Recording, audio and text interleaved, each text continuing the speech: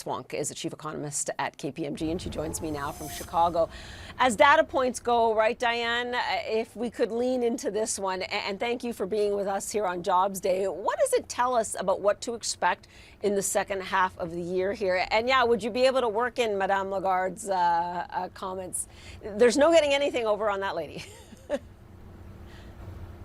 No, and I think the important thing, starting with her first, is what Europe is worried about most, the European Central Bank is worried about most at this point in time, is something they call a wage profit spiral. We're not in the same situation in the United States, but they're starting to see that in Europe, and that's what they're worried about taking hold.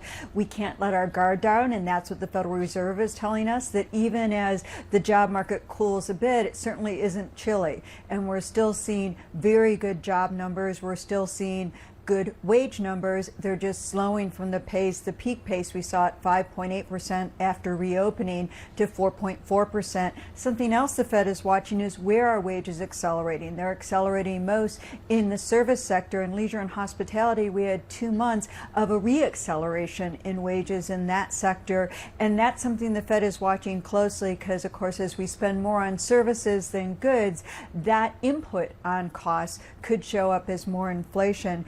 But that is what the Fed is trying to hedge against, and they're going to be raising rates not only in July. I think we're up for a September hike as well. That said, we are close to a peak in the Fed funds rate, and I think the economy is going to cool as we get further, as we get into the summer and fall months of this year.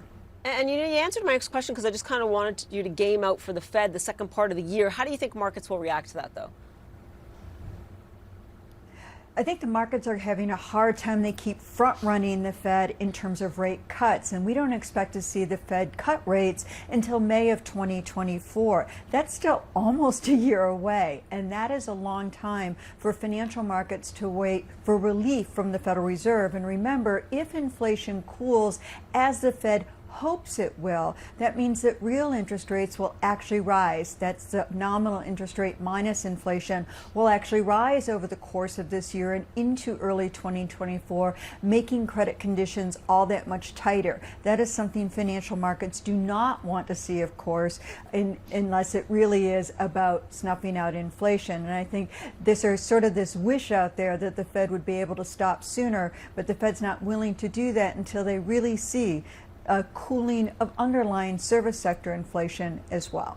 And given what you've seen in the last month in terms of data, likelihood of a recession now? Are you saying it's more of a slowdown, no recession at all? Well, I think we're luckier than certainly the European Union at the moment that fell into a technical recession over the winter. We're still in positive growth, and the economy does look like it's cooling in a way that would be commensurate with what we hope to be, something that's never happened, and that's a soft landing.